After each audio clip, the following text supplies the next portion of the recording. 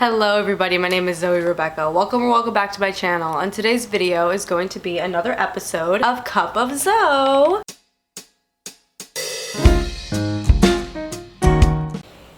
Been a little bit since I've done a Cup of Zoe. I think the last one I did was the borderline personality disorder video, but I want to get back more on my Cup of Zoe grind. So got iced coffee here. Today we've got, it's just the International Delight mocha iced coffee, a little bit of Dunkin' brownie batter, coffee creamer, and this cold foam stuff that I decided to put on top. I started getting those cans of cold foam from Aldi and putting them on top of my iced coffee, and it's really good. So yes, iced coffee for the win. But today's video is going to be all about my favorite films, my favorite movies. We're going to be tier ranking them, all of my favorite movies. I got them all set up on my tier list thing. So yeah, let's get started. I felt like today filming a really casual kind of video where I'm drinking my coffee and I'm just talking about my favorite movies and tier ranking all of them. So yeah, let's get started. So our categories, we got cinematic history, which is the top category. It is a cinematic masterpiece. And the next category is excellent, which is one step below that. And then we got good, then we got decent / meh, and then we got so bad is good, because I don't think any of these movies are bad, or else they wouldn't be one of my favorite movies if I thought it was a bad movie. So I don't have anything that's like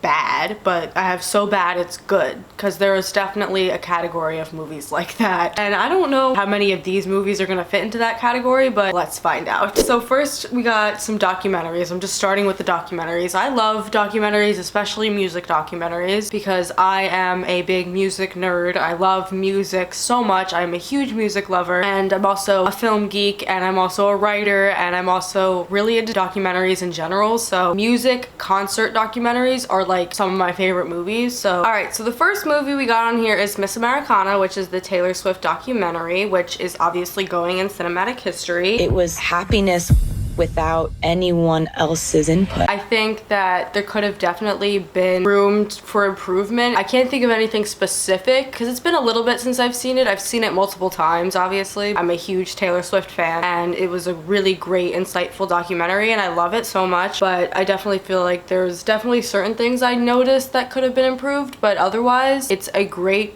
really well-made documentary about one of my favorite public figures. So, if not my favorite public figure. So, yeah. And then we got Taylor Swift Folklore, the Long Pond Studio Sessions, also going in cinematic history. There's something about the complete and total uncertainty of life. If we're going to have to recalibrate everything, we should start with what we love the most first. This could have been a time where I absolutely lost my mind. And instead, I think, this album was like a real flotation device for both of us. We got Folklore here, my favorite album of all time. I absolutely love Folklore, and watching the documentary in which she explains a lot of the songs track by track, as well as playing all of the songs acoustically with Jack and Aaron, who are the producers and collaborators. Yeah, so it's a really well-made film, and it's my favorite album, so obviously I'm gonna love it, and I'm waiting for the Evermore one. So we got Taylor Swift, the Eras Tour, Taylor's version. Actually, I'm gonna put it in excellent. I'll be your host this evening. My name is Taylor, and welcome to the Eras Tour. Just because the Eras Tour is completely different now since Paris, since the new album came out. That was the first show since the album came out, was Paris. And the set is now different because it has the new album songs on it, and there was certain songs that were cut from the original set list. So I'm grateful that I have this available to watch, but I would really like if there was another one that had the updated set in it. So yeah, that's my only problem with it, is that it doesn't have the entire show now because it's a different show than it was when it was filmed. But yeah, that's my only problem. So yeah, and then we got Billie Eilish, The World's a Little Blurry. This is one of my favorite documentaries. I'm not even like a huge Billie Eilish stan. I love Billie Eilish. I think she's very talented, and I like a lot of her music, but like I'm not like a huge Billie Eilish stan. But that documentary is very, very well made. It's a little long. I will say that it is a little bit long, but it is just a very well made film, and there's a lot of relatability in it, and I don't know, I can't recommend that documentary enough. And then same thing with Selena Gomez, My Mind in Me. Again, not a huge Selena Gomez stan. I actually do really like her though. I think I prefer her as an actress over a singer or musician. I like a lot of her old music, but I haven't listened to like a lot of her new music, but she's a phenomenal actress, and she's been through a lot in her life, and this documentary really depicts it all very well, and very real, and I don't know, I just really, another one of those documentaries, those music documentaries that I really like. All right, so now that we're done with all of the music documentaries, now we're moving on to all other genres. These are all fiction. I'm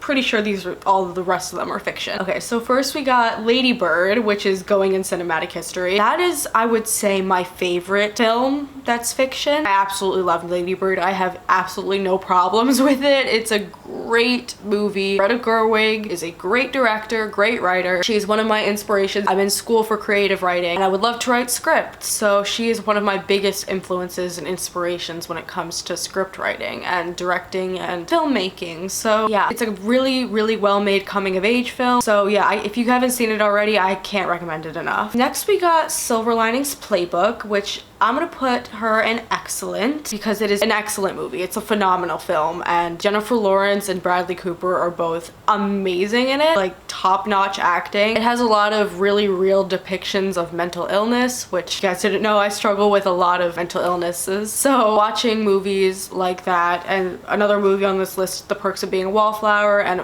other movies that I've seen and love. I love movies that really depict mental health really well, and Silver Linings Playbook is one of those movies in my opinion. So yeah, she's gonna go in excellent. I just don't want to fill up cinematic history with all of them, even though I would probably put all of them in there. I need to be a little fair. Clueless is going in So Bad It's Good because it's not cinematic history, it's not cinematic art, it is Clueless. It is, you know, a cult classic film, and it is funny, it's cute, it's cool, I love it, but it's not like a good movie, and there's some weird elements to it, like the whole stepbrother thing is a little bit weird. It definitely is, but I still love the movie, so we're gonna put her in So Bad It's Good. All right, I had to charge my camera battery, but we are back now. So next we got Mean Girls, which we're gonna put in decent slash meh, because I wouldn't put it in So Bad It's Good because it's not like bad. It's definitely not as good as some of the other movies, that's why I'm putting it there, but there's some like iconic lines in there. The writing is pretty good, the acting is pretty good, so that's, I feel like, where the appropriate placement for Mean Girls is. Casablanca we're gonna put in cinematic history because it is quite literally cinematic history. It is one of the pioneers of film, I guess you could say. It's a classic, it's a really great movie, it's a great romance movie, great war movie. I don't know, it's just a great movie. If you haven't seen Casablanca, it's a classic and you have to see it. It's in black and white, but I don't care. It's a great movie. Almost Famous is going in cinematic history as well because it is one of my favorite movies. It might be my favorite movie after Lady Bird. Lady Bird's probably my first, but Almost Famous is a close second. As a writer, as somebody who's really into music and music journalism and film and everything like that, it is one of my favorite movies. It's about a Rolling Stone journalist who's like a teenager who goes on tour with this band, if you are unfamiliar with it, and I don't know, it's just, there's all these shenanigans, and Kate Hudson is great in it, and I don't know, it's just a great movie. The kid is great in it, all of the band members are great, the acting is just great in the movie, the writing is fantastic. Cameron Crowe is a great writer, he's a great writer, great director. It's a great movie. If you haven't seen Almost Famous, it is just a phenomenal film, especially if you're into music. It's so good. The Breakfast Club is also going in cinematic history. It is definitely one of the most well-known movies, I would say, on this list, and in general I would say it's a very well-known movie, and it spawned a lot of movies and stories that were like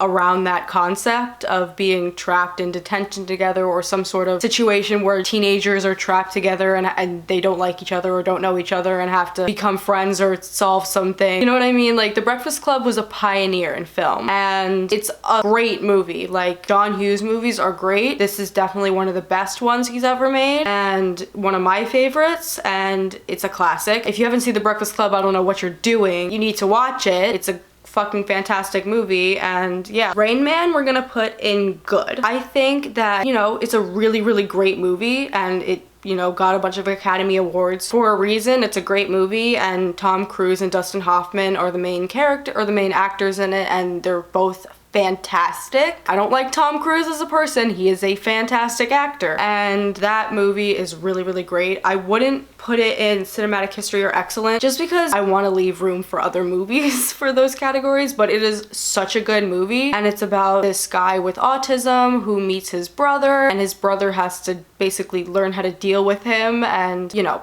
that's basically a very summarized version of it, but yeah, there's a lot going on in it, and it's really great. The acting is so great, the writing is so great, the directing is so great, the cinematography is so great. It's a great movie. A spectacular now, we're gonna put an excellent, because this was probably my favorite movie for a while, and it is still one of my favorite movies. I absolutely love this film. Shailene Woodley and Miles Teller are the main actors in it, and it's basically just a coming of age movie. And you know, the main character's dad is absent, and he goes to try to find him, and at the beginning of the movie he gets drunk and winds up on this girl's lawn, and that's how they meet, and then they start dating. And it's a coming of age film, but it's a really well made, well written, well performed film. And yeah, I can't recommend it enough. I feel like it's not as well known either. It is one of my favorite movies. It's definitely up there for one of my favorite movies, and I've seen it a bunch of times, and if you haven't seen it already, I highly recommend it. Gonna take a sip of my coffee. Anyway, next movie we got is Ferris Bueller's Day Off, which we're gonna put in excellent. I would put it in cinematic history just because it is so well known, and it's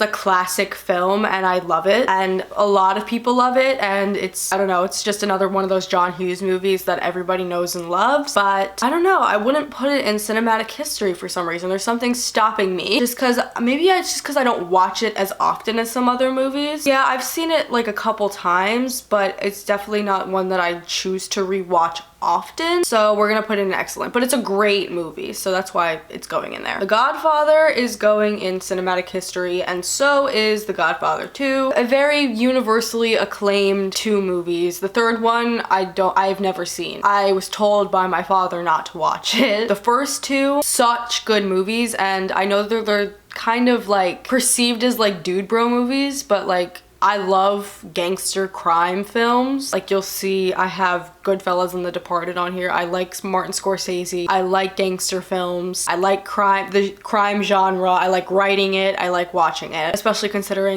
and I just like watching different pieces of media that explore those kinds of stories. It's just interesting to me. And The Godfather is obviously one of the most universally acclaimed movies in that genre, and it is just a phenomenal film. And it's, you know, about a crime family, like an actual family, and the other members of the family. I'm not gonna explain what The Godfather is about. It's about the Godfather and the family. And then the part two is both a prequel and a sequel, so it's set in the past and after the first movie. They're both just really well made films, really well directed, really well written, phenomenal acting performances. I don't need to go on a whole spiel about The Godfather and The Godfather 2. They're great movies. Say Anything is also going in cinematic history. I'm sorry I'm putting so many of these in cinematic history. They're just so good, and I can't help it. Sorry, this piece of hair is driving me nuts. Anyway, Say Anything is a super cute romance, and it is one of the most well-written romance movies in my opinion. Again, Cameron Crowe, great writer. The boombox, the guy with the boombox over his head, that's where that comes from, if you didn't know. But it's a coming-of-age romance movie. It's set, I think they're seniors in high school. It is such a cute, really well-made, well-written. The acting is really good. It's John Cusack and Ione Skye, I think, are the two main actors in the movie, and I highly recommend it. If you haven't seen it already, it's a classic too, so I can't recommend it enough. Easy A, we're gonna put in excellent. I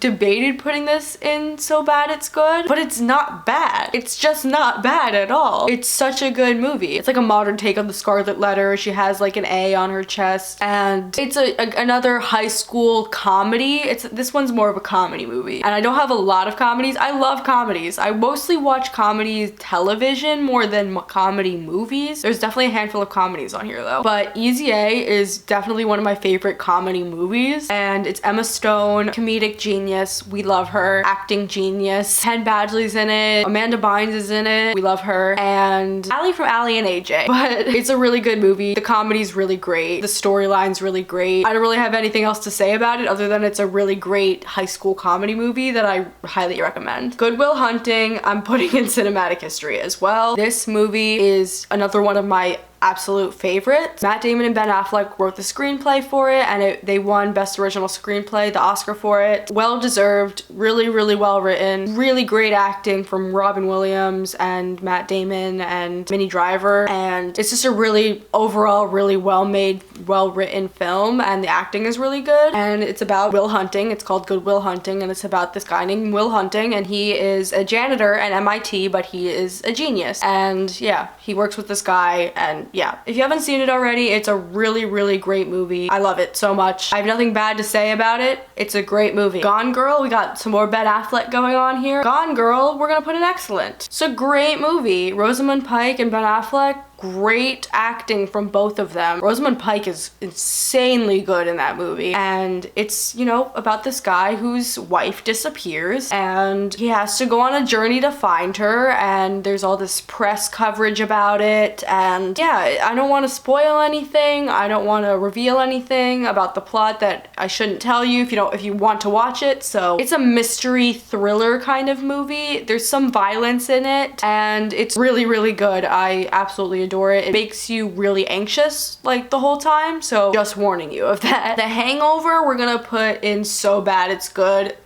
Bridesmaids, we're gonna put in good. Okay, so these two are like two sides of the same coin in my opinion. Like The Hangover is males and Bridesmaids is females, and they're both buddy movies. They're like not the same at all, but for some reason I feel like they're two sides of the same coin. Well, I guess because Bridesmaids is about bridesmaids and bachelorette parties and stuff, and The Hangover is about a bachelor party, so I guess that's probably why I'm seeing similarities with them also. But The Hangover is, you know, a bachelor party gone terribly wrong, and it's fucking hilarious. Bridesmaids is about a crazy chick who's a bridesmaid for her best friend, and then her best friend becomes friends with another woman and she gets insanely jealous, and it's so fucking funny. Kristen Wiig is so fucking good in Bridesmaids. Melissa McCarthy is so good in Bridesmaids as well. The whole cast is amazing. But yeah, those are comedy movies that I like, two of my favorite comedy movies. Mulholland Drive, excellent. I love Mulholland Drive, another one of my favorite movies. If I'm thinking of my top 5 favorite movies, and we're talking fiction movies, not including Miss Americana or like documentaries: Lady Bird, Almost Famous, Mulholland Drive. This is hard. That's all I'm gonna give you because I can't think of anything else. I don't want to rank the rest of them, it's too hard. But Mulholland Drive is really trippy. It's a David Lynch movie, and he's known for making strange, really trippy movies like that are just kind of disturbing and just really good though. And that's what Mulholland Drive is. It's really disturbing. It's very mysterious. It's a little confusing until you get to the end, and there's a huge twist at the end, which is absolutely great. It's like actually got me. Like, I see a lot of twists coming a lot, which I feel like a lot of people, it's really hard to like, you know, really ace a twist at the end because a lot of people see it coming because so many of them have been done, but that I did not see coming, and it was great. So if you haven't seen Mulholland Drive, it's a great mystery. There's some romance. It's not really romance though. There's some romance in it though. It's a good movie. Overall, great movie. Promising Young Woman is also going in excellent. I love this movie. I first watched it in the middle of the night. Don't recommend that. It was disturbing in the middle of the night, so I wouldn't do that if I were you. But it's basically about this deranged woman who lives like a double life, and Bo Burnham's in it. Carey Mulligan's the main character. She is so good in it. Carey Mulligan is absolutely fantastic in Promising Young Woman. It is directed by Emerald Fennell. I think she wrote it as well. Yeah, Emerald Fennell also wrote it, so female power, and I love this movie. It's great. Like I said, it's a little disturbing, but it's kind of supposed to be like make you feel really disturbed. Like that's the point of it, and I really, really like that. Next, we got The Shawshank Redemption. That one is going in cinematic history. I first watched this movie in the hospital. I watched a handful of these movies for the first time while I've mentioned this before, but I had a DVD player, like one of those like fold up laptop looking DVD players, when I was hospitalized when I was a sophomore in high school for my eating disorder, and I was there for almost 2 months, so I watched a lot of movies. I couldn't have my phone and there wasn't a lot for me to do there, so I watched a lot of movies on my DVD player. So The Shawshank Redemption was one of them, and that is such a good movie. I can't express enough how good of a movie that is. It is a classic. I'm sure a lot of you have seen it already. If you haven't seen it, you have to watch it. It's so good. It's about prisoners. This guy gets arrested at the beginning of the movie and he goes to jail for killing his wife and the guy she was cheating on him with. He goes to jail for that and he meets these different people in the jail and meets this guy played by Morgan Freeman who like guides him a lot and helps him out a lot. It's Tim Robbins is the main character. Morgan Freeman's also in it, like I said. And it's about a guy in jail and finding his way in life and eventually feeling a sense of catharsis. Titanic, we're gonna put it in good. It's a good movie. I do love the movie. It's a classic movie. I feel like most of you have seen Titanic. If you haven't seen it, I don't know what rock you're living under, but I want to join you. I would like to join you sometimes. Anyway, Titanic is one of the highest grossing movies of all time. It is a great classic movie about the Titanic ship and a fictional romance. It's a good movie. It's a good classic movie. It's too long in my opinion. It's very long, but that doesn't mean it's not a good movie. I love the movie. It's one of my favorites. And the acting is great. Kate Winslet and Leonardo DiCaprio are great in it. But yeah, so that's where it's going. The Star Wars franchise. I just put Star Wars because I'm clumping all of the movies. Same thing with Indiana Jones. Even though Indiana Jones, I prefer the first movie, like Raiders of the Lost Ark, over the rest of them. Star Wars, I'm just lumping them all together because I don't think there's a movie other than Solo, which doesn't really count. I've seen all of them. I haven't seen Solo, but I've seen the rest of the Star Wars movies and I love them all. Like there's not a single one that I'm like, okay, other than, well, actually, that's not true. The prequel trilogy is not good. It's not bad, but it's not good. I don't know what I'm saying anymore, but Star Wars as a franchise, we're gonna put in cinematic history because it is cinematic history. It is cinematic history for the sci-fi genre and just in film in general. It's a very, very popular franchise for a reason. It's really good and it has gained a cult following and George Lucas has gotten his bag, like good for him. And you know, I love Gracie Abrams, so I'll support her dad. Anyway, Raiders of the Lost Ark, we're gonna put in cinematic history as well just because I feel like Indiana Jones as well is a very known, well-loved franchise, and especially the first movie, Raiders of the Lost Ark, is definitely the best one of them and is my favorite. It's my dad's favorite, and yeah, these are just like sci-fi kind of adventure action movies that I really, really like. I feel like Star Wars and Indiana Jones are like the main sci-fi action movies that I watch. I don't watch a lot of movies like that, but yeah, I'm gonna put them in cinematic history. Actually, now I'm debating if I want to move Indiana Jones to excellent. Yeah, I'm gonna move Indiana Jones to excellent just because it's not on the same level as Star Wars, I think. Goodfellas, we're also gonna put in excellent. One of my favorite crime movies. It's such a good movie. It's about Henry Hill, this guy who is an organized criminal, and that's really all it's about. It's about an organized crime family, which again is something that I find interesting and that I enjoy watching stories about. It's Martin Scorsese and Ray Liotta plays Henry Hill and I love it. And I'm currently watching The Sopranos right now and there's so many actors that are in Goodfellas that are also in The Sopranos, which is kind of funny. And they mentioned Goodfellas multiple times in The Sopranos, which is kind of funny. The Departed, which is kind of on the same, in the same universe, atmosphere, level, kind of, I don't know, as Goodfellas. They're both Martin Scorsese movies. I got actually a double feature like on DVD when I watched them for the first time in the hospital. I got like 2 DVDs. One had Goodfellas and one had The Departed. Obviously there's a little bit of a time gap from when the movies were made, but whatever. I don't know what I'm saying. We're gonna put The Departed in good just because I don't like it as much as Goodfellas, but it's a really good Martin Scorsese crime film. It's about also organized criminals with moles in their families, rats, moles, whatever you want to call them, in their families, and a bunch of shit goes down and a bunch of violence, and it's really good. I really like it. It's something that I like. Forrest Gump, cinematic history. Tom Hanks, you're the man. You're great. This movie is another one of my favorite movies. Up there on one of my favorite movies. It's definitely one of my favorite coming of age films. I love coming of age films. It's one of my favorite genres, and this movie is very, very unique, I feel like. Forrest Gump is a very, very unique movie, and that's part of the reason I love it so much and why so many people love it so much. It is so unique. Forrest Gump is Forrest Gump, and it's a coming of age movie, and it's like other movies have done where like it takes over the course of multiple decades or years, but just the way that this movie approaches it is so unique and special. And I don't know, the acting is great, the writing is fantastic, the directing is great, all the cinematography is great. It's a great movie. It's a classic movie. If you haven't seen it, what are you doing? Watch Forrest Gump. I obviously recommend all of these movies, but I'm gonna keep saying that. I'm gonna keep beating that dead horse that you guys need to watch these movies. Set it up.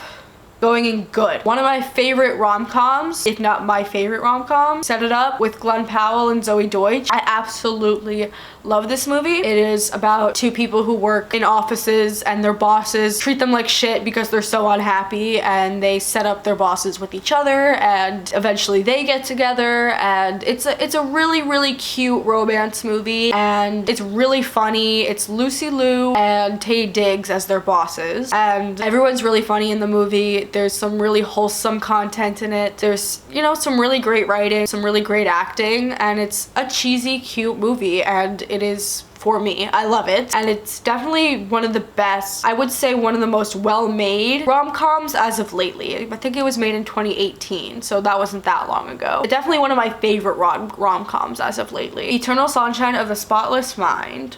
We're gonna put that in excellent because it is such a good movie. Jim Carrey and Kate Winslet are the stars of it, and it's about these two people that were in a relationship, and he wants to erase his memories of her and their relationship because it's too painful to relive it. It is so heartbreaking and sad, and I don't even want to get into it because it's just gonna make me upset. So if you haven't seen Eternal Sunshine of the Spotless Mind, it is so good, but prepare to have your heart shattered into a million pieces. The Perks of Being a Wallflower is going in cinematic history. Again, as I was talking about earlier, these coming of age movies that have a really good representation of mental health and mental illness. The Perks of Being a Wallflower is such a good example of a great teen coming of age movie that represents mental health really realistically and almost painfully because it's so realistic. It's, you know, like I said, it's a coming of age movie about this dude who clearly has trauma and mental health issues, and he meets these people that become his friends, and they have to deal with their own shit, and it's a lot about teenagers and mental health, and it's right up my alley. I love it so much, and I think it's really well made. Obviously, I don't support one of the actors and what they did as a person, but it's a great movie. To all of the boys I loved before, we're gonna put her in good as well. I would put it in So Bad It's Good, but I wouldn't put the first one in that. I would put the second and third movies in So Bad It's Good, but I only have the first movie on here. That movie is actually really good, I would say. It's not cinematic history or excellent, but it's a really, really good rom-com. Rom-com dramedy, I would say. Rom-dramedy. That's what it is. It's a romance drama comedy. It's another teenage movie about this girl who writes love letters to former crushes, and they get sent out, and then she has to pretend to date one of them and to make his ex-girlfriend jealous and her ex-friend. And it's a, you know, cheesy teen movie, but it's actually really well made, and it's really wholesome, and there's some really good acting. And I don't know, if you're really into like just cheesy but well made romance movies, To All the Boys I Loved Before is a definite recommendation for that. Silence of the Lambs, cinematic history. Silence of the Lambs is such a good movie. It won the 5 major Academy Awards that it was nominated for, which were, and like as categories, these are the 5 major awards: director, picture, actor, actress, and screenplay. So that it won all of those Academy Awards. So good. The acting is so good. The writing is so good. The directing is so good. Anthony Hopkins and Jodie Foster are the main characters. Jodie Foster is really the main character, but they're both so fucking good in that movie. And it's about a FBI trainee, I think she is, who has to investigate this cannibal, Hannibal the Cannibal, played by Anthony Hopkins. And she also has to find is it the mayor? I haven't seen it in a while, but it has to find someone's daughter, someone in political power. Their daughter is missing, and she was captured by Buffalo Bill, who's this crazy dude. Yeah, there's a lot going on in it, but it's a really, really good movie, and it definitely deserved all those awards. And if you haven't seen it already, it's a really good crime, mystery, thriller, drama movie. Yeah. I would say that all fits in there. Fargo, we're gonna put it in excellent. Fargo the movie, not the series. I haven't seen the series, but Fargo is about Fargo in, is it North Dakota? Minnesota? So it takes place in the Midwest, and it's about this police officer detective, I don't know. She is pregnant and she goes to discover all these different murders, and she's really smart and she has to piece together all these different murders and eventually find the guy who committed the murders. And it's just another like finding clues and finding kind of dwindling options, tension building technique, if you will, in this movie. I don't know how else to explain it. It's a good crime mystery movie, and yeah, Frances McDormand is such a good actress. Legally Blonde, so bad it's good. It is one of my favorite movies. It's not a great movie, and I will admit that, but it is definitely a classic, and it is, you know, Reese Witherspoon being a cute, ditzy, but really smart girl, and you know, it's about a girl who wants to go to law school and no one takes her seriously, and it's a real girl power movie, and I love it. I love the girl power aspect of it, and I think Reese Witherspoon is great in it. I think Jennifer Coolidge is great in it. Jennifer Coolidge is great in everything. So is Reese Witherspoon, to be fair. So yeah, it's a good classic movie, and it's a good comedy, romance, girl power boss movie. So yeah, if you're into that, I recommend it. The Sisterhood of the Traveling Pants is also going in So Bad It's Good. The Sisterhood of the Traveling Pants it's a comedy, I would say. It's a comedy like buddy movie. It's about a group of girls who are all going their separate ways for the summer, so they keep in touch by sending each other this pair of pants that miraculously fits all of them perfectly, and they all have different body types, but these pants fit them all perfectly, and they send each other the pants and they wear it for a little bit, and then they send it off to the next person with a note with what happened to them while wearing the pants. And it's like, you know, a cheesy buddy comedy movie, but it's really cute and it's one of my favorites. It's one of like my favorite comfort movies. Like I will just throw it on at any point. Like I don't have to be in a mood for it. I can just throw it on and it'll bring me comfort and joy. So that's why it's going in there, but it's not like a good movie. It's not like well made or well written. It's a really comforting movie though. 500 Days of Summer is going in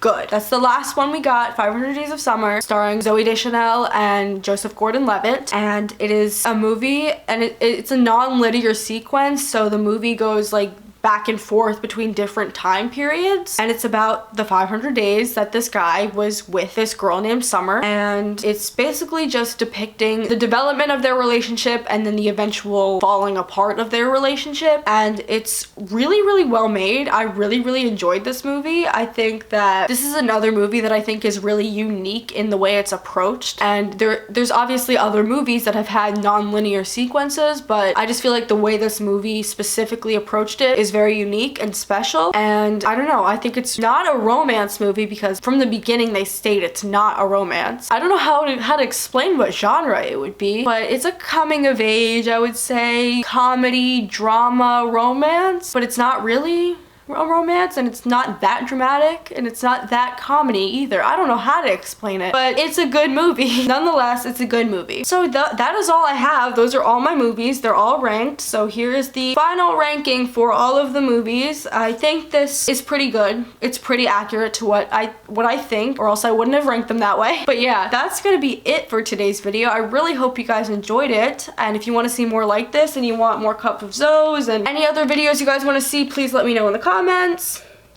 But yeah, that's gonna be it for today's video. If you guys enjoyed it, give it a big thumbs up. Make sure you hit the subscribe button and turn on the notification bell. Share this video on my channel so those who think might be interested, and leave me comments down below. Like I said, comment on any other video suggestions you guys have, any other Cup of Zoe suggestions, anything you guys have to comment it below. Make sure you guys get copies of both my books, my memoir Battles on the Borderline, and my poetry book, An Erotic Anthology, and my psychology. And follow me on all my other social media. So my Snapchat is Zoe Frenchman, my Instagram is Zoe R Frenchman, my Twitter is Zoe Rebekah F, and my TikTok is Zoe R F420. So yeah, that's gonna be it for today's video. I really hope you guys enjoyed it, and I'll talk to you guys in my next one.